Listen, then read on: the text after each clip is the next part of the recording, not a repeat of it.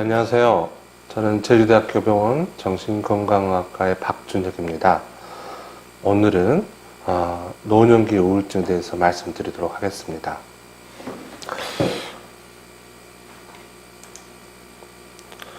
먼저 우리들 다들 아시겠지만은 저희 나라가 OECD 국가에서 자살률이 13년도 연속으로 해서 1등 했습니다. 다행히 2017년 기준으로 했을 때는 저희가 OECD 국가에서 자살률이 2등으로 떨어지긴 했지만 아직까지도 높은 자살률을 유지하고 있습니다. 우리가 한번 그 자살률에 대해서 간단히 한번 살펴볼 텐데요. 2001년과 2011년을 한번 비교를 해보겠습니다. 2001년의 자살률이 저희가 인구 10만 명당 14.4%, 14.4명이었고, 그리고 2011년도가 자살률이 우리나라가 제일 높았던 시기입니다. 그래서 31.7명이었습니다. 그래프를 보시면은 이제 자살률은 10대부터 점점 증가가 됩니다. 그래서 실제 노인구에서 자살률이 가장 높게 됩니다. 그건 2001년도와 2011년도 마찬가지로 이렇게 자살률이 점점 연령에 따라서 증가되는데요. 보시면 2001년도와 2011년도를 비교했을 때 가장 큰 차이는 2001년도와 2011년도 노인의 자살률이 급격히 더 증가되는 소견을 보이고 있습니다. 원래 추세라면은 점선처럼 이렇게 자살률이 보이겠지만은 2011년도에 보면 실제적인 자살률은 거의 노인에서 자살률은 인구 10만 명당 100명이 넘는 소견을 보이고 있습니다. 물론 이제 2008년도에 그 IMF가 있었고 거기서 가장 모든 우리나라 국민들이 고통을 받았었는데 가장 큰 고통을 받았던 바로 그 연령층이 10대, 20대가 아닌 결국은 노인층이라고 생각됩니다. 결국은 그런 경제적 부담이 가장 큰 영향을 미쳤던 게 결국은 노인이고 그런 것들은 결국은 높은 자살률로 이루어지지 않았나 생각됩니다. 우리나라에서 자살률이 이제 청소년 자살률, 중년의 자살률 높지만은 실제 그런 자살률은 다른 나라랑 비슷하고 노인의 자살률이 다른 나라, 일본, 미국에 비해서 거의 서너 배 정도 높습니다. 왜 이렇게 자살률이 높았을까? 그 자살률이 높은 가장 큰 원인 중에 하나가 바로 노년기 우울증이라고 생각됩니다.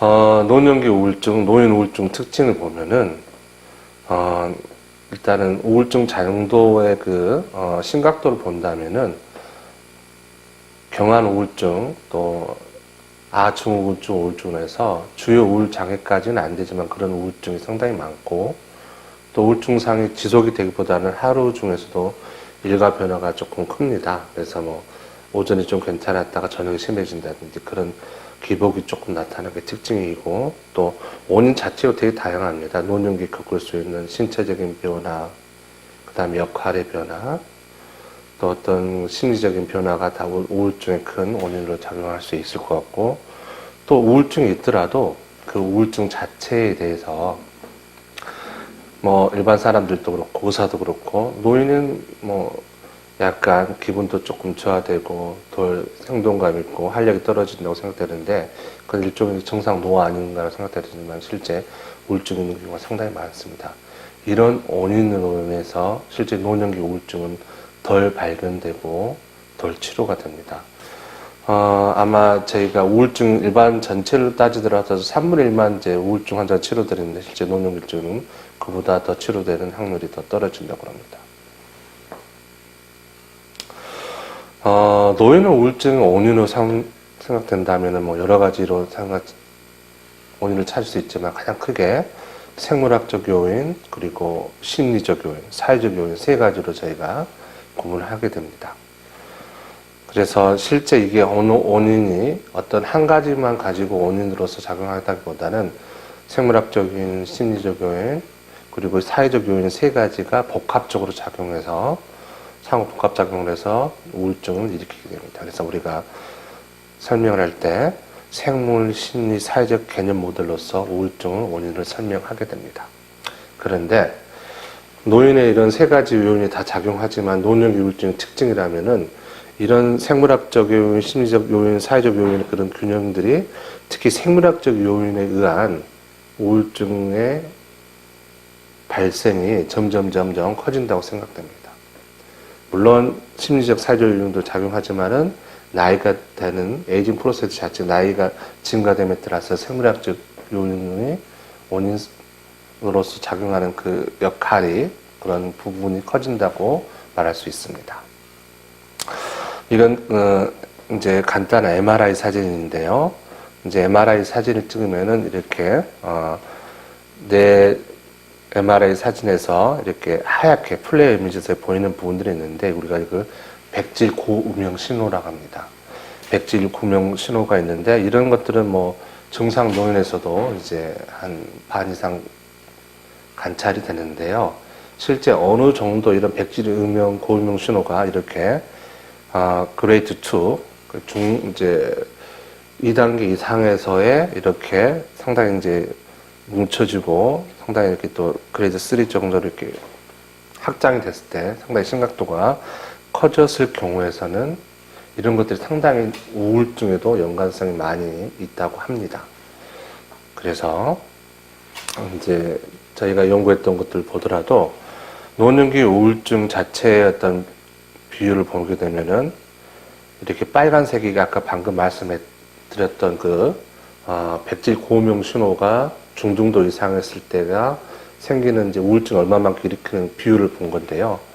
실제 전체 우울증은 이제 한 5%라고 생각된다면은 백질 고음영 신호가 우울증과 연관된 비율이 거의 반 이상이 됩니다. 반. 이게 빨간색이 그렇게 표시가 했던 겁니다. 그래서 특히 75세 이상에서의 노년기 우울증 거의 백질 고음영 신호가 거의 한 연관성 있는 게 100% 가까이 있을 정도로 노년기 혈관성 우울증은 상당히 노년기 우울증에 큰 역할을 하게 됩니다.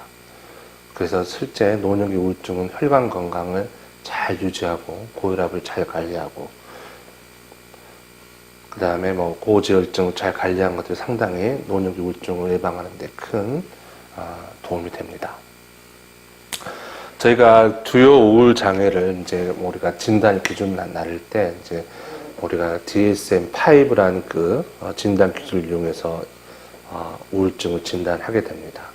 이건 뭐 대한민국뿐만 아니라 전 세계적으로 주요 우울 장애를 진단할 때 이런 기준으로 했을 때 우리가 우울 장애를 하자 그런 하나의 약속입니다. 그래서 기준을 보면은 실제 이제 하루 종일 대부분이라든지 우울한 기분, 두 번째가 일상생활에서 흥미나 즐거움이 떨어지는 것들, 이런 두 가지 증상 중에서 무조건 하나는 있어야 되고, 그 다음에 체중 조절이라든지 체중 감소, 체중 또는 체중 증가, 불면, 가다수면, 그 다음에 정신운동 지체라든지 초조, 피로나 활력 상실, 무가치감, 그 다음에 부적절한 죄책감, 8번째로 집중력 저하, 우유 부단하게 되고 결정을 못 내리고, 그 다음에 9번째로 자살 사고, 자살의 생각, 이런 것들이 이제 있는데 1번, 2번이 있거나 그 다음에 그 중에 있고 그 다음에 나머지 7개 중에서 결국은 4가지 이상 있을 경우, 그래서 전체적으로 하게 된다면은 총 5개 이상 있을 경우 5개 중에서 1, 2번 무조건 있어야 되고요. 그런 기간이 2주 연속으로, 그 다음에 대부분 시간, 하루 대부분 시간에 있을 경우로 제가 주요 우울장애라고 진단을 내리고 있습니다. 그 유병률을 보게 되면은 이제 평생 유병률, 한 번이라도 우울증 걸릴 확률이 한 15% 되고 남자보다는 여자가 한 2배 정도 많다고 그럽니다. 그 다음에 정신과 입원 환자는 15%지만은 치료받을 비율은 한 10에서 25%로 상당히 떨어지는데 우리나라는 또 한 이것보다는 좀 높아서 한 3분의 1 정도가 이렇게 치료를 받고 있다고 합니다. 조금 연령별로 우울 증상에 대해서 한번 비교를 해보겠는데요. 저희가 이제 까만색으로 표시된 게 이제 조금 CSD 점수, 우울증 그 척도를 이용해 가지고 25점 이상 좀 주요 우울 장애에 가까운 우울증에 있는 경우랑 그 다음에 CSD 16점일 때는 이제 경한 우울증, 그 다음에 25점일 때는 주요 우울 장애로서 제가 구분을 했을 경우 한번 비교를 해보면은 실제 CSD 16점 있을 경우에서는 노인만 보면은 26.1%, 70에서 74세가 27.7%, 그리고 80대 이상의 35.4%로 점점 증가가 되는 소견을 보이고, 훨씬 더 CSD 25점으로 이제 주요 우울장애 가까운 심각도가 더 높은 우울증을 진단할 때도 연령에 따라서 12.5, 13.5, 15.5, 16.9% 점점 증가되는 소견을 보입니다. 그리고 이제 가장 우울증 증상이 낮은 연령은 이제 40대 중반으로 표시가 됐고요. 이건 이제 10대에서의 이제 이렇게 점수가 높은 것은 꼭 주요 우울장애 아니더라도 상당히 이제 정서적 변화 기복이 심하고 또 이렇게 입시 스트레스가 높았을 때 나타나는 이제 우울증 상으로서 거의 46.8%까지 경한 우울증을 앓고 있었습니다. 또 이제 저희가 발표한 어떤 조사를 했던 건데요. 한 이제 714명을 가지고 전체 환자를 조사했을 때 실제 주요 우울장애는 5.37%, 그 다음에 그보다 조금 낮은 경도 우울장애 5.5%로 돌고, 실제 정말 치료가 필요한 우울장애가 전체 노인 인구에서의 10명에서 1명 이상 그렇게 치료가 꼭 필요한 우울장애가 있었습니다. 그 다음에 이제 우울증이 왜 중요하냐, 노년기 우울증, 처음에 서두에서 말씀드렸듯이, 우리나라 자살률 높은 거, 그 다음에 그런 거랑 특히 노년기 자살률 높은 거랑 상당히 높은 연관성이 있을 거다, 이렇게 말씀을 드렸었고, 실제 노년기 우울증뿐만 아니라 우울증 자체에서는 상당히 이제 중요한 이유가 있는데, 저희가 2001년도 WHO 자료에 의하면 이제 주요 우울 장애가 모든 질환을 모두 합쳐가지고 우리가 이제 그 사람의 어떤 노동력 상실, 장애를 일으키는 그런 모든 질환을 총망라했을 때 우울증이 벌써 4번째를 차지하게 됩니다. 2001년도는. 그렇지만 2020년도에는 거의 이제 2번째. 모든 질환, 뇌졸중, 암 모든 걸 포함해서 우울장애 2020년도에는 전체로 일을 못하게 하는 장애를 일으키는 질환에서 2번째로 차지할 거라고 지금 예측하고 있습니다. 이렇게 지금 노동력을 상실하게 되고, 일상생활 능력에서의 노동력을 상실하게 되고, 뿐만 아니라 우울증은 신체 질환에서 사망률을 높이게 되고, 또 심각한 심근경색의 발병률도 5배를 높이게 되고, 또 사망률 자체도 한 서너 배 정도 높일 수 있다고 합니다. 그 다음에 우울증에 대한 것들은 이제 아까 3가지, 이제 우리가 바이오, 사이코, 소셜, 생물, 심리 모델로 설명을 했었다 보니까, 그런 또 한 가지 이제 또 조금 더 세분화시켜서 한다면은 유전적인 거, 그 다음에 신경생화학적인 거, 생활 스트레스, 호르몬 불균형을 설명할 수 있는데요. 먼저 조금 더 세분화시켜 유전적인 걸 설명을 드린다면은, 주요 우울 장애가 있는 경우, 1차 가족이 이제 그 주 우울 장애 가족 중에서 이제 우울 장애가 있을 경우는 일반인보다 주 우울 장애 비율이 한 2~3배 정도 높고, 양극성 장애는 1.5배. 또 양극성 장애, 흔히 조울병이라고 하는 병이 있을 때는 주요 우울 장애가 가족 중에 있을 경우에서는 주요 우울 장애가 2배에서 10배 정도 높고, 양극성 장애는 8배에서 18배 정도 높아진다고 합니다. 예, 이제 상당히 이제 약간 유전적인 경향도 물론 있는 거고요. 그 다음에 이제 신경생화학적 측면에서 보게 된다면은, 이제 뇌세포에서의 이제 뇌세포가 있고, 뇌세포와 뇌세포를 연결을 시켜주는 게 뉴런, 뇌신경이 있는데, 그 신경과 신경 사이에서는 이제 정기적 자극도 있지만은 이제 그 화학적 자극으로 이래서 연결이 되거든요. 그런데 그 신경과 신경 세포 사이에 이렇게 보시면 그림에서 보면은 시냅트 클레프트라는 그런 이제 그 신경 물질 간극이 있는데, 그 사이에서 신경 전달 물질이 이제 전달이 됩니다. 그래서 가장 대표적인 게 노르에피네프린, 그리고 세로토닌, 도파민이 있는데, 이런 신경 물질이 떨어지는 거죠. 전달 물질. 그럼으로써 우울증을 일으키게 되는 겁니다. 또 하나가 이제 그 어떤 이제 사회학적 요인으로서 스트레스. 우리가 이제 바이오 사이코 소셜 모델 중에서 이제 생활 스트레스랑도 연관이 있는데, 생활 스트레스랑 직접적으로 연관돼서 우울증을 일으키기도 하지만 그런 것들이 점점 쌓여서 쌓이게 되면은 이제 작은 스트레스에도 이제 우울증을 일으키게 되는 거죠. 우리가 이제 킨들링 이펙트라고 하는데, 실제 그런 것들도 이제 점점 쌓여서 하나의 이렇게 복합적으로 작용해서 이제 우울증을 일으킨다고 합니다. 이제 우울증이 자체가 뭐 아까 말씀 자살률도 높이고, 그 다음에 일상생활에서의 어떤 그 디서빌리티 생활 능력, 그 다음에 어떤 직업적 활력이라든지 직업적 활동이라든지 어떤 일을 할 수 있는 노동 능력도 상실도 시키고, 심근경색 위험도 높이고, 그리고 사망률도 높인다고 그랬었는데, 실제 우울증 자체는 이제 간단히 지나가는 병이 아니라 치료되지 않으면은 뭐 수개월, 수년씩까지 일으키게 되고, 그런 것들이 이제 일상생활 능력, 직업적 활동, 사회적 활동을 많이 떨어지게 되는 거죠.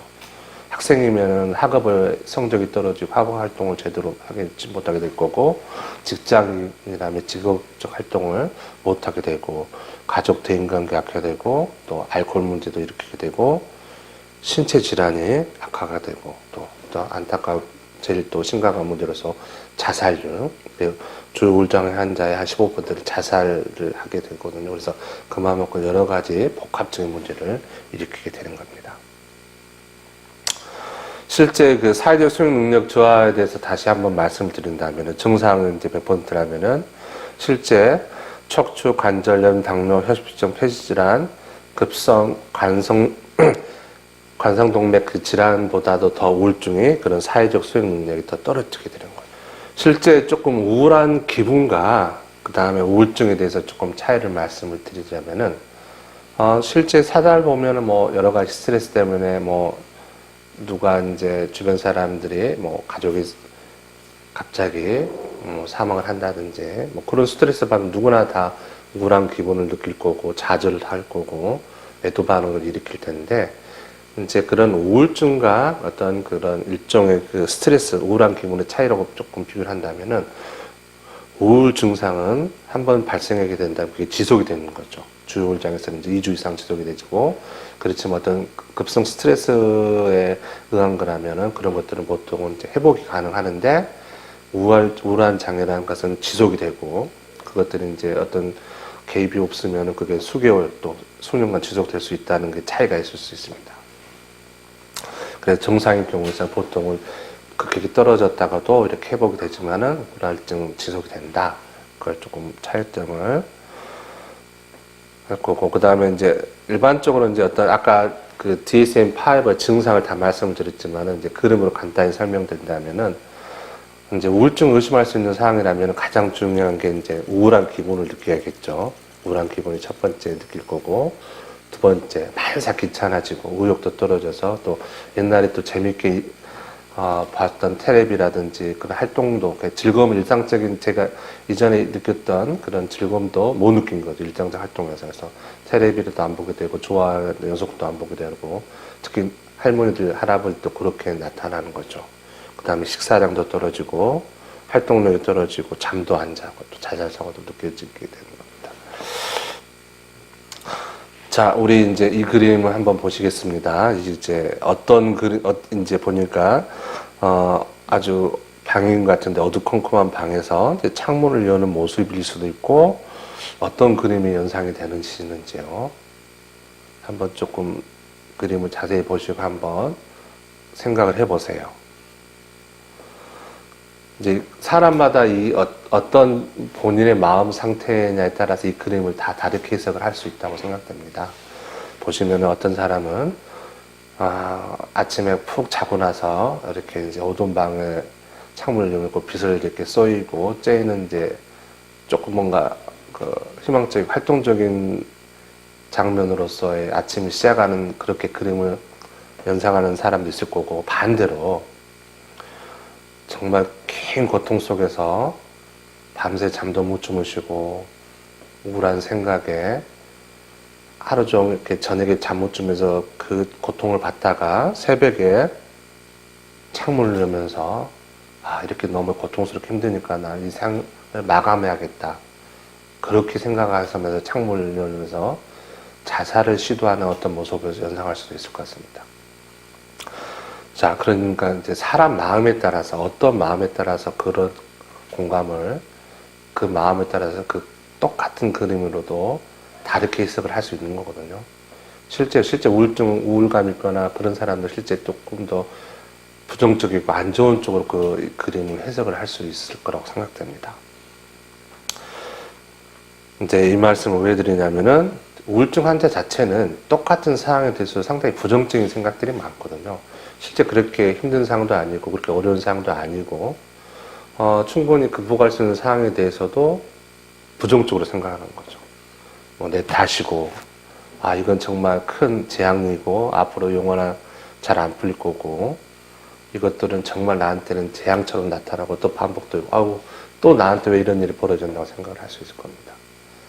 똑같은 창문의 그림을 봤을 때도 건강하고 희망적인 사람이면 하루가 시작됐지만 어떤 사람은 거기에 보고 자살을 하는 그런 모습을 떠올 수 있다는 거죠.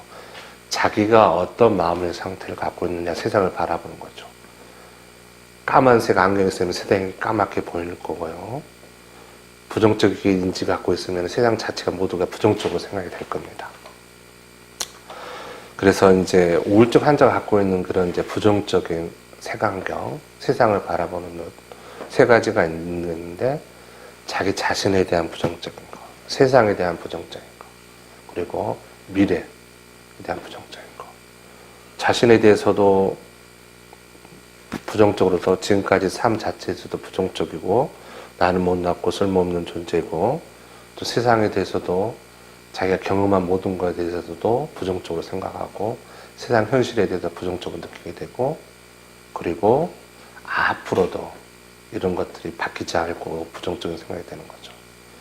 그래서 상당히 세상에 대한 희망이 없고 호플리스하게 되고 내가 누구한테도 도움받을 수 없는 헬플리스 상태가 되는 겁니다. 실제 이제 신체 질환, 이제 자살에 대한 이제 우울증 환자의 사고의 특징을 살펴봤는데요. 또 노년기 우울증 이제 어떤 그 신체 질환과 연관돼서 우울증이 잘 많이 일으키게 되는데요. 실제 모든 이제 신체 질환 약물들이 다 우울증과 연관성이 있는데 특히 연관성 있는 게 이제 어떤 뇌졸중, 치매, 파킨슨병, 암, 뇌분비 질환들이 이제 우울증과 연관성이 많다고 그러고 또 그 다음으로는 만성 폐질환, 췌장염, 심근경색 이런 것들이 다 우울증과 연관있기 때문에 신체 질환이 있는 경우도 약물 먹는 것들을 어떤 것들이 이제 우울증 있는 사람들 그 원인에 대해서 우리가 살펴보기 위해서 조사를 해야 됩니다. 그 다음에 이제 조금 우울증에 대한 이제 공통적인 것을 말씀을 드렸는데요. 이제 우리가 오늘 주제가 노년기 우울증이니까 노년기 우울증은 조금 젊은 사람 또 소아 청소년 우울증과는 조금 우울 증상이 있고 만성 귀찮아진 거 말고도 좀 특징적인 증상에 대해서 한번 살펴보겠습니다. 그 노년기 우울증의 특징이라면 이제 여러 가지 이제 우울증 장세가 내가 우울하다, 뭐 기분도 가라앉다, 만성 귀찮아진다 그렇기도 하지만은 그런 증상 자체를 호소하는 사람도 있지만은 그게 신체적으로 몸으로 표현하시는 분들 상당히 많으세요. 어떤 분들은 내 마음이 우울하다 그렇게 표현하다기보다는 내 마음이 우울한지 기분이 좋은지 잘 모르겠어. 자기 자신에 대한 마음에 대해서 모르겠다 표현하시면서 그런 증상 자체가 몸 여기저기가 아프고 아픈 게 돌아다니고 그런 신체적 증상, 모호한 신체 증상으로도 설명을 많이 합니다. 통증. 그래서 실제 이제 미국 통증학회 같은 경우에서는 실제 노년기 통증이 있을 경우는 꼭 통증 자체에 대한 원인도 찾지만 꼭 노년기 우울증을 같이 평가를 합니다. 저희도 이제 많이 그런 노년기 우울증에 대한 이제 평가가 중요한데 특히 통증 환자가 이렇게 모호한 통증이 있거나 또 기질적으로 이렇게 그 통증이 되게 차이가 있을 때 기질적 원인가 있을 때 꼭 우울증에 대한 평가라든지 그런 것들을 해서 노년기 우울증의 원인 중에 원인으로서 통증 원인으로서 그 우울증을 평가를 해야 됩니다. 또 하나가 이제 그 기억력과 많이 연관성이 있습니다. 기억력과 많이 연관성이 있어서 특히 노년기 우울증 환자들 중 기억장애로서 많이 호소를 하십니다. 제가 이제 치매 클리닉을 제가 운영을 하고 있는데요. 실제 이제 기억력 저하로 오신 분 중에서 이제 반 이상은 실제는 이제 치매 환자는 아니시고 우울증을 앓고 계신 분들이 있습니다. 그래서 상당히 노년기 우울증은 이제 신체적 증상, 그 다음에 기억 정화 연관성이 있다는 것을 우리가 꼭 기억을 해 주시기 바랍니다. 그 다음에 이제 우울증에 대해서 이제 말씀드렸는데 조금 이제 치료 부분에서 말씀드리자면은, 실제 노년기 우울증 치료가 뭐 다르지는 않지만은, 실제 치료를 해보다 보면은 이제 노년기 우울증 자체가 훨씬 더 그 치료 기간이 깁니다. 길고 약물 유효적 기간도 길어지는 것 같습니다. 아까 모두에 설명해 드렸듯이 그런 것은 이제 어떤 바이오사이코 소셜 모델을 통해서 어떤 생물학적 요인들이 커져서 그러는데요. 특히 혈관성 병변이 커지기 때문에 치료에 대한 반응도 조금 느리고 그 다음에 치료 기간도 길어지는 역할을 길어지는 그런 특징을 갖고 있습니다. 뭐 그 부분은 좀 더 다시 설명드릴 거고, 그 다음에 우울증에서 이제 입원이 필요한 경우가 있는데 제일 중요한 것은 뭐 자해, 타해 유언이 있을 거겠죠. 그래서 뭐 자살 위험성이 있다든지 그럴 때가 제일 클 거고, 또 노년기 우울증에서는 이제 뭐 식사를 이제 거의 안 하셔서 어떤 내과적인 문제가 위험성이 커지는 경우도 있을 거고, 그 다음에 이제 그럴 때는 실제 뭐 우울증 자체도 문제지만은 이제 내과적인 뭐 식사를 거부하셔서 안 하신다면 그것 자체도 뭐 심각한 위험이 될 수 있기 때문에 그런 이제 입원이 필요한 경우가 생깁니다. 치료에 대해서 이제 간단히 설명을 드리자면은 뭐 노년기 우울증, 우울증 모두 마찬가지로 제일 중요한 치료는 약물 치료입니다. 그래서 이제 되게 이제 약물 치료하게 되면 이거 뭐 이제 약으로서 어떻게 우울증 치료가 되느냐, 약물 먹으면은 또 뭐 더 이상해지는 거 아니냐, 또 평생 먹어야 되지 않냐, 그런 오해를 갖고 있는데, 실제 이제 우리가 뭐 다른 질환, 내과 질환, 우리 폐렴 걸었으면 폐렴에 대해서도 약물을 쓰고 항생제를 투여를 해서 이제 폐렴을 치료하듯이 노년기 우울증도 마찬가지입니다. 어떤 바이오사이코 소셜 모델에서 어떤 원인에 의해든 그게 생물학적이든 심리학적이든 사회적 원인이든 간에 그 최종적인 것들은 결국은 이제 뇌에서의 어떤 변화, 신경 전달 물질의 어떤 변화가 일으켜서 결국 우울증을 일으키는 거거든요. 그렇기 때문에 치료적 효과도 가장 빠르고, 그 다음에 또 효과적인 치료 중이 결국은 약물 치료입니다. 약물 치료를 통해서 결국은 이제 신경 전달 물질의 불균형을 유지를 해주는 거죠. 그래서 약물 치료가 첫 번째로 나온 거고요.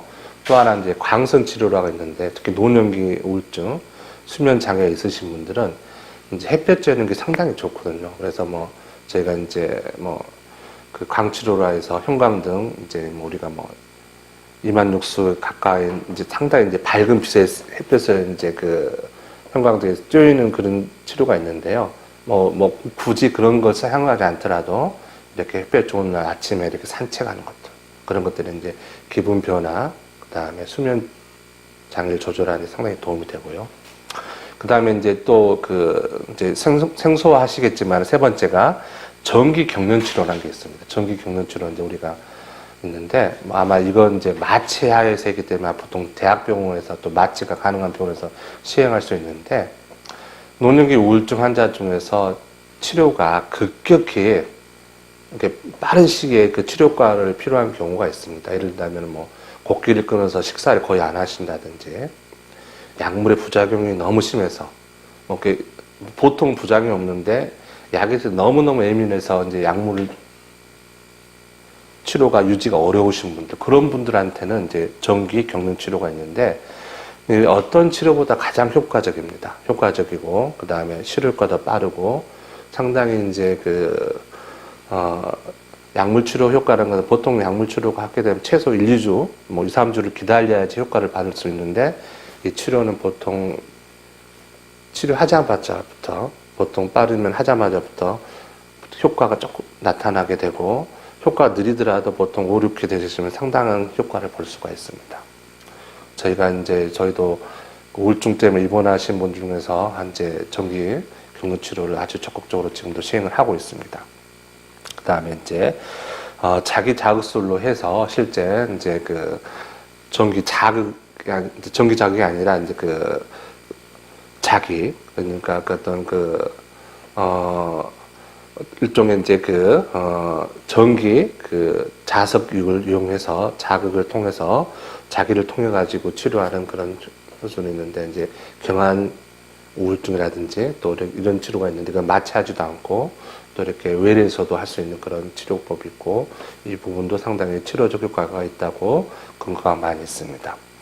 이제 이런 이제 그 약물적인 어떤 생물학적 치료뿐만 아니라 이제 개인 정신치료에서 이제 어떤 상담이라든지 또 아주 경한 우울증 같은 경우는 약물치료 이전에 어떤 상담이라든지 그런 스트레스 사항에 대해서 매니지먼트를 통해서 스트레스를 조정하는 것을 통해서도 우리가 효과를 볼 수 있습니다. 그래서 보통 이런 게 뭐 단독으로 이루어지기보다는 약물치료, 뭐 개인 지지적 정신치료가 복합적으로 이용해서 치료적으로 사용을 하고 있습니다. 뿐만 아니라 이제 운동, 그 다음에 식사, 균형 잡힌 식사, 휴식, 이런 것들은 뭐 우울증의 치료를 하는 데에서도 효과가 있고, 예방하는 데도 효과가 있습니다. 약물 치료에 대해서 다시 한번 조금 설명을 드린다면은, 이제 약물 치료라는 것들은 옛날보다는 이제 치료 효과는 많아지고 높아지고, 그 다음에 부작용이 적은 약들이 점점 개발되고 있기 때문에 실제 옛날처럼 뭐 치매에 약을 먹으면 뭐 여러 당 부작용 많다, 그런 건 훨씬 더 줄어들고 있습니다. 그래서 실제 이제 중등도 이상 우울증에서는 약물 치료 꼭 필요하고요. 그 다음에 약물 치료라는 것들이 이제 보통 우리가 되게 병원에 오시면은 되게 이제 약을 먹고 금방 효과를 바라시고, 당연히 한 번 먹고 효과 안 나타나고 그렇게 급한 마음을 표현하신 분이 있는데, 약물 치료는 이제 최소 2주 이상 치료가 돼야지 효과가 나타납니다. 물론 빠르신 분은 일주만 해도 효과를 나타나면 있지만 보통 2, 3주 정도 기다리셔야 되고, 그 다음에 또 꼭 중요한 것 중 하나가, 많은 분들이 이제 약물 치료가 뭐 2, 3주부터 효과가 나타나서 한두 달 지나면 상당한 부분 효과를 보시거든요. 기분도 조금 좋아지시고, 그 다음에 식사도 하시고 잠도 주무시는데, 이제 그 정도 되시면 이제 좋아졌으니까 약을 꼭 끊기를 원하세요. 그렇기 때문에 실제 이제 약을 드셔야 하는데 이제 끊으시면 결국은 많은 분들이 다시 재발해서 오시기 때문에 치료가 증상이 호전 후에도 유지요법이 꼭 필요합니다. 저희가 이제 노인분들 같은 경우에는 유지요법은 이제 훨씬 더 길게 해서 1년 정도 이상의 이제 약물 유지를 하시라고 하는데, 실제 보통 이제 1년 정도 되시면 이제 반 정도는 충분히 끊을 수 있지만, 또 그 반 정도는 더 기간이 1년 이상 유지하시는 분들이 있으십니다. 그래서 노인중기 우울증은 이제 치료가 오래 유지를 해야 된다. 또 재발을 잘한 특징이 있기 때문에 유지요법이 상당히 중요합니다. 그 다음에 이제 그 약물을 유지하는 것 중에 어려운 것 중 하나가 이제 상당히 그 약 자체에 대한 오해가 많습니다. 오해가 많고. 그래서 뭐 이제 어떻게 약으로 사람 마음을 다 조절하느냐. 물론 약도 중요하고 심리적 지지라든지 상담도 중요하지만은, 그래도 그 중요성을 따진다면 약물 치료가 가장 중요하거든요. 또 중증도에서 심각도가 있을 경우에는. 그래서 이제 이건 우울증이라는 병 자체가 내가 마음이 약해서, 내가 잘못해서 생긴 병이 아니라 다른 뇌과적 폐렴 같은 똑같은 질환이기 때문에, 그 질환 자체가 폐렴 걸린 사람 우리가 그 사람을 탓하지 않는 것처럼 우울증도 마찬가지거든요. 본인이 약해서 생긴 게 아니라 우울증이 생겼을 때는 적극적으로 치료를 해야 되는 겁니다. 그 다음에 항우울제 잘 때는 중독이 되지 않고요. 항우울제 자체를 먹는다 해서 사람이 멍해지거나 또 바보가 되는 그런 병이 아닙니다. 요즘엔 이제 특징 중에 하나가 이제 저는 또 하나의 그 전공 분야가 치매인데요. 치매 환자에서의 그런 이제 치료제 중에서 특히 뭐 치매 전 단계에서 경도 인지 장애가 있거든요. 경도 인지 장애가 있는데, 경도 인지 장애가 보통 이제 우울증을 많이 동반하고, 우울증에서 경도 장애 동반하는 경우가 많은데, 이제 가장 최근에 이제 정신과학회에서 제일 저명한 아메리칸 저널 오브 사이키아트리 보면은 실제 그런 우울증 약 자체가 우울증 있는 환자들한테 우울증 약을 먹었을 때는 치매로 전환되는 확률을 상당히 낮춘다고, 통계적으로 유효하게 낮춘다고 발표가 됐어요. 그래서 우울증 자체가 결국 뭐 치매에서도 예방하는 효과, 경도인지 장환자가 치매로 전환되는 것을 예방하는 효과가 이제 발표가 됐기 때문에 어떻게 보면 이건 결국은 뇌에도 치매 예방하는 효과가 있는 작용을 하는 겁니다. 그래서 우울증 약을 적극적으로 먹는 것은 이제 치매에도 도움이 된다. 그렇게 알고 계시면 될 것 같습니다. 그 다음에 이제 아까 그 에론백에서 이제 인지장애가 그 노년기, 우울증 환자 갖고 있는 이제 자기 자신에 대한 부정적인 사고, 그 다음에 세계, 환경에 대한 부정적인 사고, 미래에 대한 부정적인 사고가 갖는다고 했는데, 이제 그런 것들이 이제 부정적인 생각, 부정적인 사고라는 것은 이제 순간적으로 계속 자기도 모르게 떠오르는 그런 생각들을 바꿔주는 게 결국 인지 치료거든요. 그래서 이제 그런 우울증 환자 갖고 있는 인지 왜곡들을 바꿔주는 인지 치료적으로 이제 저희가 접근을 하는 것도 도움이 됩니다. 그 다음에 이제 정신치료인데요. 정신치료라는 것은 이제 저희가 이제 정신치료를 이제 초기에는 뭐 노년기 우울증은 정신치료가 큰 도움이 된다고 하지 않았는데 요즘 그렇지는 않습니다. 정신치료가 뭐 나이에 그 상관없이 노년기 우울증에도 어떤 지지적 정신치료가 상당히 특히 경황 정도 했을 때는 약물 효과 없이도 이런 것 자체만으로도 도움이 된다고 하니까 이렇게 어떤 상담하고 그 다음에 본인 이야기 스트레스 상황 의사 선생님한테 잘 털어놓는 것은 상당히 본인 우울증 치료에 도움이 된다고 생각됩니다. 그 다음에 또 하나가 이제 그 가족의 어떤 그 치료적인 이해랑 그 다음에 또 도움이 필요합니다. 아까 이제 말했듯이 우리가 우울증 걸리신 분들한테 이제 가장 주변 사람들이 많이 해주는 한 게, 아우, 마음이 왜 약해졌어? 금방 마음만 조금 이제 단단히 먹고, 그럼 괜찮아질 거야. 이제 그런 이야기를 많이 이제 해줄 수 있는데요. 우울증 환자는 이제 어떻게 느끼냐면, 너무 힘들고 괴롭고, 죽을 만큼 힘드는데, 내 고통에 대해서 너무 가볍게 생각하거나 그렇게 느낄 수 있거든요. 그래서 이제 그럴 경우에서는 주변에서 그냥 어떻게 보면은 이제 일상적이고 너무 이제 가벼운고 그냥 이제 어떤 통상적인 이렇게 격려보다는 실제 그 사람이 힘든 걸 많이 들어주고 너무 힘들겠다 옆에 있어주고 그런 자세가 제일 중요할 것 같습니다. 그래서 내가 들어봤더니 우울증 자체가 되게 가볍고 그런 병이 아니고 흔히 이렇게 마음의 감기라고 설명을 이제 우울증을 비유를 하지만은 제가 생각에는 마음의 감기보다 훨씬 더 심각한 병이라고 생각됩니다.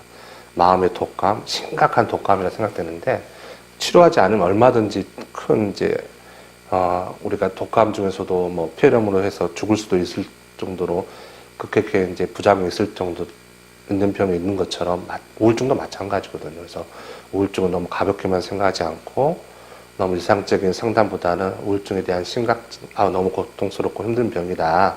그런 것들을 꼭 알려주는 게 필요할 거고 가족도 거기에 대해서 그래서 공감해주고 또 적극적인 치료에 대해서 공감을 지지해주는 게 꼭 필요할 거라 생각됩니다.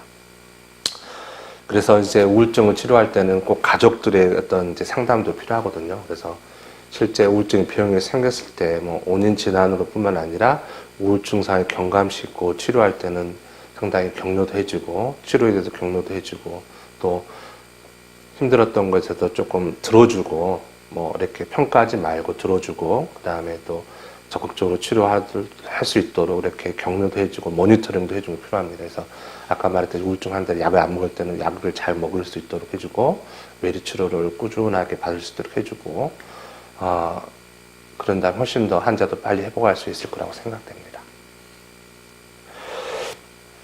이제 우울증 극복 이제 예방이라고 생각된다면은 이제 제일 중요한 것은 이제 평상시에 늘 긍정적이고 또 스트레스를 잘 자기 스스로 매니지먼트하고 조절하고 또 이제 주기적인 운동이 상당히 중요합니다. 운동. 뭐 우리 이제 어르신들 노년기 분들한테 제일 좋은 운동이 결국은 이제 걷는 운동입니다. 걷는 운동.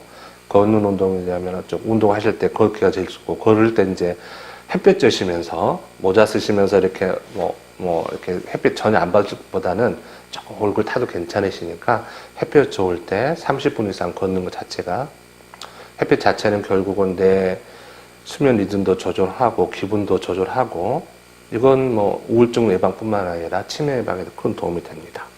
그 다음에 충분하게 수면하시고 식사하시고 또 가닥에 음주하는 거 삼가하시고 그 다음에 어떤 스트레스 상황에 대해서 적절하게 이해하고 스트레스 매니지먼트, 스트레스 조절하는 법을 이렇게 스스로 이제 자기 나름대로 스트레스 조절법을 갖는 것은 상당히 중요한 부분이라고 생각됩니다. 그 다음에 이제 아까 처음에도 말했던 우울증, 노년기 특히 모든 우울증도 그렇지만 노년기 우울증 재발을 자주 하기 때문에 재발에 대한 것들은 상당히 이제 관심을 가져야 됩니다. 실제 제가 외래에서 치료를 하다 보면은 뭐 한 1년 정도 치료해서 실제 이제 치료가 종료됐다가도 뭐 잘 지내시다가 3, 4년 만에 재발하셔서 오시는 분도 있고 또 뭐 한 2달 만에 좋아져서 아유 선생님 약 그만 먹을게요 하면서 이제 스스로 이제 외래를 이제 안 다니신 분도 있는데 그런 분들은 꼭 1년 이내에 재발한 경우 많기 때문에 상당히 이제 그 치료가 유지요법이 중요하다 말씀드리는데 보통 이제 재발할 때 그 특징을 보게 되면은 처음에는 이제 그 불면증이 오거나 또 이렇게 무기력해지거나 그런 것들이 많이 옵니다. 그래서 처음에 제일 많이 호소하는 것 중 하나가 이제 불면증입니다. 불면증. 그래서 이제 잠을 푹 주무시다가 이제 불면증이 오시면서 뭔가 기분에 기복이 생기거나 그럴 때 꼭 재발의 위험성에 대해 생각을 하셔야 되고 또 한 가지가 이제 노년기 우울증은 이제 설명한다면은 뭐 기분 가라앉고 집중력 떨어지고 또 신체 증상 나타나고 또 하나 이제 여기서 그 슬라이드는 없지만은 조금 어떤 분들은 이렇게 많이 표현하시는 것 중에서 예민해진다고 표현도 많이 하세요. 예민해진다고. 우울하다기보다는 평상시보다 오히려 조금 예민해지고 화도 잘 내고 그런 경우에서도 이제 우리가 약간의 이제 우리가 그 과감인성, 평상시보다 이제 똑같은 스트레스에 대해 조금 예민하게 반응할 때도 이제 우울증을 우리가 생각을 해야 되고 또 재발을 또 생각을 해야 됩니다.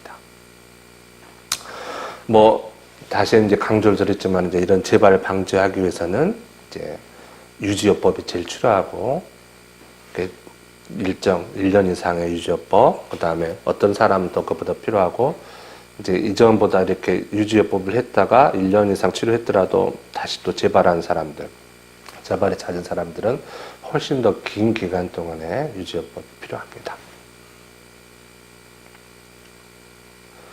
뭐 이제 우울증 환자가 이제 우울증 병을 바라보는 어떤 식으로 바라봐야 되느냐 이제 말씀 뭐 다시 드린다면은 우울증은 이제 다른 네 가지랑 마찬가지로 치료해야 되는 전문가의 도움을 받는 병이다.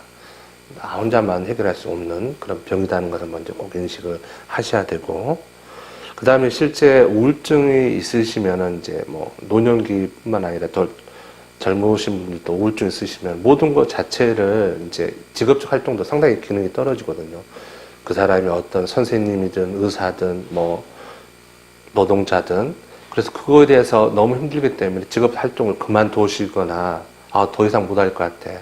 너무 힘들어 하면서 그때 결정을 내리는 경우가 가끔씩 있거든요. 그래서 제일 중요한 그러다 보면 이제 우울증 회복되시면 이제 돌아갈 곳이 없고 직업적인 활동이 끊어지기 때문에 우울증일 때는 되도록이면 중요한 결정을 내리지 않는 게 중요합니다. 그 결정을 미루셔야 됩니다. 치료 후로.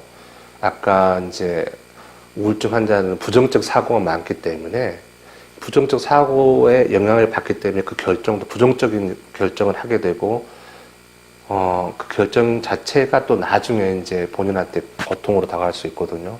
하시던 일을 우울했기 때문에 그만둬버리면은 우울증 치료됐을 때 다시 그 직업을 갖기 힘들잖아요. 그래서 우울증이 있을 때는 뭐 정말 너무 힘들다는 병가를 내거나 그래서 그 치료 후에 다시 이제 결정을 누리지 않기 때문에 꼭 중요한 결정은 미루시라. 그런 것을 꼭 권유드리고 싶습니다.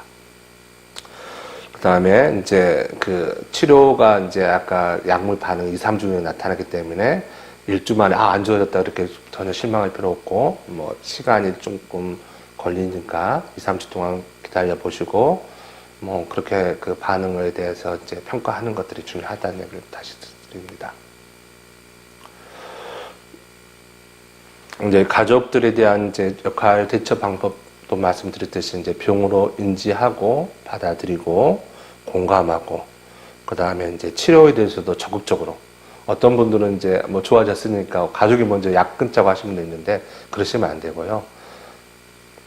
적극적으로 치료를 해주셔야 되고 그 다음에 또 한 가지 이제 재발했을 때도 본인은 이제 우울하거나 이렇게 이제 특히 노령 우울증은 내가 우울하다 그렇게 느끼지 않는 우리가 이제 알렉스 사이미아라는 이제 전문 표현이 있는데요. 이렇게 자기 감정을 잘 모르는 경우가 있거든요. 그럴 때는 이제 가족이 먼저 발견하는 경우가 있고 우울해 보이고 활동량도 떨어지고 자꾸 밖에 안 나가시려고 그러고 짜증도 많이 느시고 화도 자꾸 버럭해지는 것도 있다면은 꼭 먼저 가족들이 먼저 우울증이 또 재발한 거 아닌가 우울증 아닌가를 생각해서 한번 이제 조금 전문가의 상담을 조금 권유하고 유도를 하는 게 필요할 것 같습니다.